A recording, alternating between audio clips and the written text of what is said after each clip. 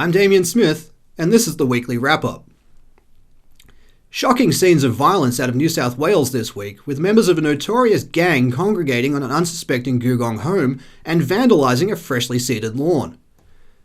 Caught committing willful destruction of property, the gang were driven off after a confrontation with a concerned citizen. The gang leader, known only by his street name of ScoMo, remains at large. ScoMo, who is known to police, has connections with a notorious southern Sydney drug cartel and is wanted on charges of assault, arson and crimes against humanity dating back to a 1997 incident at an Enganay McDonald's. Police suspect that he may have fled to a known bolt hole in Hawaii, but is to be considered at large, delusional and dangerous. To international news now, where the World Health Organization has broken off its relationship with the United States of America.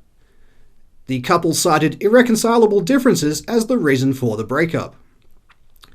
In a press release, the World Health Organization stated that the US no longer understands the meaning of the terms World Health and Organization, as the nation is ripped apart by a pandemic, police brutality, and escalating racial tensions. The WHO also admitted to foolishness on their own part for thinking that a country led by a man who somehow managed to lose money running a casino would be able to follow simple instructions on sanitation.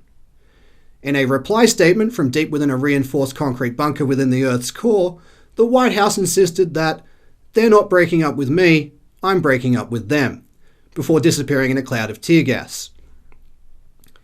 Still in the US, and after a week of protest against police brutality, the number of cases of police brutality has skyrocketed.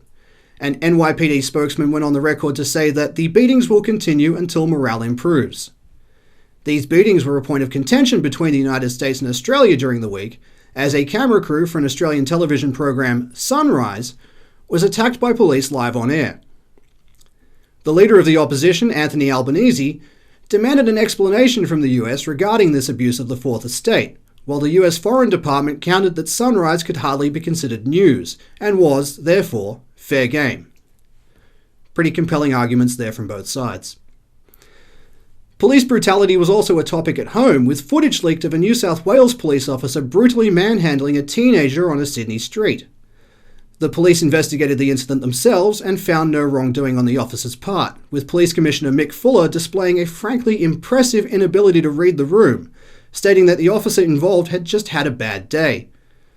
Fuller himself is no stranger to bad days, such as the time he forgot what pandemic laws he was enforcing, his comments that law enforcement is easier if the public fears the police, that time he considered it to be quote-unquote absolutely disgraceful that he was forced to testify in his capacity as police commissioner about sexual assault during police strip searches, his zero-tolerance policy towards pill testing, that time he interfered with an investigation into the corruption of a parliamentary minister,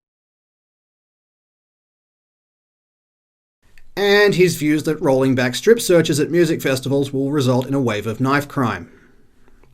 Other bad days include Martin Bryant in 1996, New York in 2001, and Germany, who had a bad decade in the 1930s. Finally this week, in a sign that we live in the darkest possible timeline, mining giant Rio Tinto used explosives to destroy a 40,000-year-old Aboriginal heritage site for profit, and this can't even crack the news cycle. That's the weekly wrap-up. Be sure to tune in next week when we'll be covering Civil War II, the impending meteor strike, and Cthulhu rising from the Pacific Rim to lay waste to civilization.